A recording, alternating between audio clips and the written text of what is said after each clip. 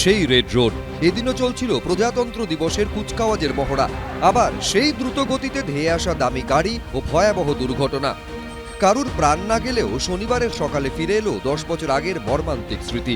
13 জানুয়ারি 2016 শনিবার, তখন প্রায় সকাল 7:30টা। রেড রোডে তখন পুরোদমে চলছে সোমবারের প্রজাতন্ত্র দিবসের কুচকাওয়াজের মহড়া। তখনই পুলিশ কর্মীরা একটি দামি গাড়িকে দ্রুত গতিতে রেড রোড ধরে এগিয়ে আসতে দেখেন। গাড়িটিকে আটকানোর চেষ্টা করলেও নিয়ন্ত্রণ হারিয়ে সেটি সজোরে ধাক্কা মারে গার্ডরেলে। দুমড়ে মুচড়ে যায় গাড়ির সামনের অংশ। তবে কেউ আহত হয়নি বলে পুলিশ সূত্রে খবর। প্রজাতন্ত্র দিবসের একেবারে চূড়ান্ত মহড়ার সময় দুর্ঘটনা, রেড রোডে দুর্ঘটনা। এবং এই হচ্ছে সেই গাড়ি, যে গাড়ি এদিন সকাল 7:30 নাগাদ বিলাসবহুল এই গাড়িটি একেবারে রেড রোডের দিকে ঢোকার চেষ্টা করে। এবং সেই সময়ে প্রজাতন্ত্র দিবসের জন্য কুচকাওয়াজ চলছিল। 10 বছর আগে এই রেড রোডেই ভয়াবহ ঘটনা ঘটেছিল। चाय पीने जा रहा था, चाय पीने में नहीं, सुबह 6 बजे कोई ड्रिंक करेगा क्या? 6 साढ़े 6 बजे। वो हमारा दोस्त का लड़का है, पढ़ाई करता है कॉलेज में। ये हमको क्या, नो आइडिया।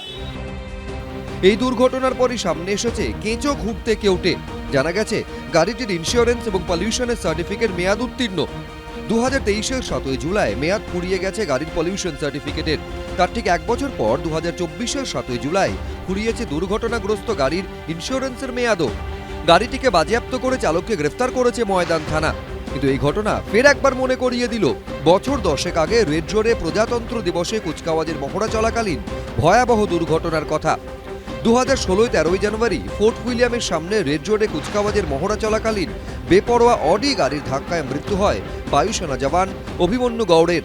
আবার গত 12 জানুয়ারি স্বামীজির জন্মদিনে রেড রোডে একটি মালবোঝাই লরি নিয়ন্ত্রণ হারিয়ে ধাক্কা মারে রেড রোডের ব্যারিকেডে। কিন্তু কলকাতার প্রাণকেন্দ্রে কেন বারবার দুর্ঘটনা ঘটে? প্রজাতন্ত্র দিবসের মহড়ার সময়ে আরও সতর্ক হলো না কেন পুলিশ? মেয়াদ উত্তীর্ণ ইন্স্যুরেন্স পলিউশন সার্টিফিকেট, তারপরেও কিভাবে রাস্তায় চলছে গাড়ি? শনিবারের দুর্ঘটনার পর ঘুরে ফিরে আসছে এই প্রশ্নগুলি। পার্থপ্রতিম ঘোষ, এবিপি আনন্দ, কলকাতা। কোন রকম আত্মতুষ্টি নয়, এসআইআর নিয়ে ঝাঁপিয়ে পড়ুন। তৈরি করুন বুথ ভিত্তিক ভোট রক্ষা কমিটি। লজিক্যাল ডিসক্রিপেন্সি তালিকায় থাকা সবার কাছে পৌঁছতে হবে। কয়েক মাসের মধ্যেই পশ্চিমবঙ্গে 26-এর বিধানসভা যুদ্ধের মহারণ। তার আগে শনিবার সাংসদ, বিধায়ক, নেতা, পদাধিকারী মিলিয়ে প্রায় 1 লক্ষ প্রতিনিধির সঙ্গে ভার্চুয়াল মিটিংয়ে এমনই কড়া বার্তা দিলেন তৃণমূলের সর্বভারতীয় সাধারণ সম্পাদক। তৃণমূল সূত্রে খবর, এই অবস্থায় এদিন অভিষেক বন্দ্যোপাধ্যায় ভার্চুয়াল বৈঠকে বলেন, আমাদের এই যুদ্ধ 6 মাসের, তার মধ্যে 3 মাস শেষ, হাতে আর 100 দিন আছে। এসআইআর এর কাজ বড়জোর আর 1 মাস চলবে, হাতে আর 22 দিন আছে। এই অবস্থায় তৃণমূলের সর্বভারতীয় সাধারণ সম্পাদক নির্দেশ দেন, প্রয়োজনে বুথ ভিত্তিক ভোট রক্ষা কমিটি হবে। নির্বাচন কমিশনের লজিক্যাল ডিসক্রিপেন্সি তালিকায় যারা থাকবেন তাদের কাছে পৌঁছে যান, একটা কেসও যাতে মিস না হয়। তিনি বলেন, 1,68,00,000 মানুষের কাছে আমাদের পৌঁছতেই হবে। শুনানি করিয়ে তাদের নাম যেন চূড়ান্ত ভোটার তালিকায় বেরোয়, এটা নিশ্চিত করতেই হবে। সব তথ্য দিদির দুত অ্যাপে তুলতে হবে, যাতে কমিশনের উপরে আমরা অদৃশ্য চোখের মতো নজরদারি করতে পারি। জেলা সভাপতি, জেলা চেয়ারম্যান ও সাংসদরা প্রতি 5 দিন অন্তর এই লজিক্যাল ডিসক্রিপেন্সি নিয়ে খোঁজ নেবেন। নির্বাচন কমিশন সারা দেশে যা কাজ করছে, বাংলাতে একই কাজ করছে। কোনো নজরদারির কিচ্ছু দরকার নেই। যতই তারা ভাবুক যে এসআইআরকে ফাঁকি দেবে, এসআইআর বাংলায় হবেই, এবং যাদের যাদের নাম বাদ যাওয়ার কথা আছে তাদের নাম বাদ যাবে। কিভাবে শুনানি করাতে হবে সেই নির্দেশও এদিন দিয়েছেন অভিষেক বন্দ্যোপাধ্যায়। সূত্রের খবর, বিএলএদের উদ্দেশ্যে তিনি বলেন, ভোটাররা যখন শুনানিতে যাবেন তখন তাদের সঙ্গে বিএলএরা অবশ্যই থাকবেন। যাদের শুনানি হয়েছে তাদের রিসিপ্ট দিতেই হবে। কয়েকটা দিন মানে দাঁতে দাঁত চেপে লড়াই, বিজেপির এত বড় একটা চক্রান্ত, যেটা অন্য রাজ্যে তারা সফল হয়েছে, এখানে আটকে যাচ্ছে। এই চক্রান্তটাকে প্রতিহত করতে সর্বশক্তিতে দিতে হবে। কোনো আত্মসন্তুষ্টির জায়গা নেই, অতিরিক্ত আত্মবিশ্বাসের জায়গা নেই। বর্তমানে এসআইআর নিয়ে রাজ্যে তুলকালাম চলছে। এই প্রেক্ষাপটে এদিন ফের কমিশনকে আক্রমণ করেছেন অভিষেক বন্দ্যোপাধ্যায়। তৃণমূল সূত্রে খবর, এদিন তিনি বলেছেন, অত্যন্ত দুঃখের বিষয়, এই 70-80 দিনে 126 জন মারা গেলেন। এর সবটাই অপরিকল্পিতভাবে এসআইআর এর কারণে। হোয়াটসঅ্যাপে নির্বাচন হয় না। হোয়াটসঅ্যাপে বলা হয়েছিল বিএলএরা থাকবেন না শুনানি কেন্দ্রে। আমাদের সাথে এটা নিয়ে ওদের ঝগড়া হয়। আমাদের দাবিকে মান্যতা দিয়েছে সুপ্রিম কোর্ট। হোয়াটসঅ্যাপের স্ক্রিনশট নিয়ে আমরা আদালতে যাব। রবিবার ব্লকে ব্লকে মিছিল হবে। আমাদের একটা টিম যাবে ইলেকশন কমিশনে। ওনার নিকটাত্মীয় নিজেকে 100 দিয়েছিলেন, আর 26-এর নির্বাচনে ওনারা ভ্যানিশ হবেন। দুটো পাঞ্চ করে কেউ হয়তো ওনাকে বলেছিলেন, সেই জন্য 126 সংখ্যাটা উনি পেয়েছেন।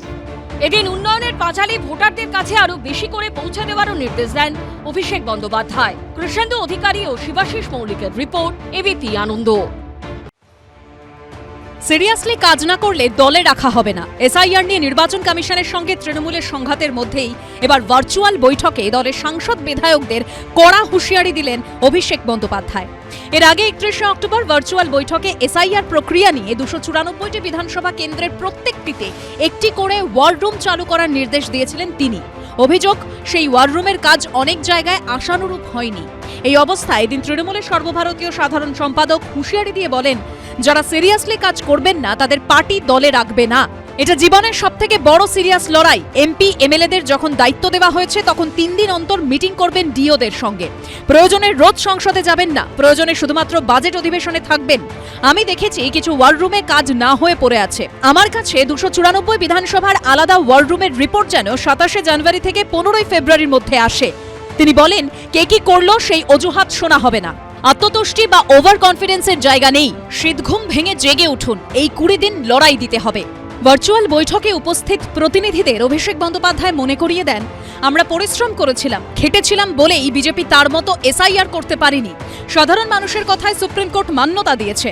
ওদের চক্রান্ত আমরা আটকে দিয়েছি, বিশেষ করে ফর্ম 7 নিয়ে। এই একই জিনিস দিল্লি, বিহার, মহারাষ্ট্র, হরিয়ানায় করেছে। ওরা ধরতে পারেনি, আমরা পরিশ্রম করে ধরেছি। একই সঙ্গে অভিষেক বন্দ্যোপাধ্যায় বলেন, বাংলাতেই শুধু মাইক্রো অবজারভারদের মোতায়েন করা হচ্ছে। এজন্যই আমরা বিজেপিকে বাংলা বিরোধী বলি। মাইক্রো অবজারভারদের জন্য লগ ইন করা হচ্ছে, এটা নিয়ে আমরা খোঁজ নিচ্ছি। বেআইনি কিছু হলে আমরা আদালতে যাব।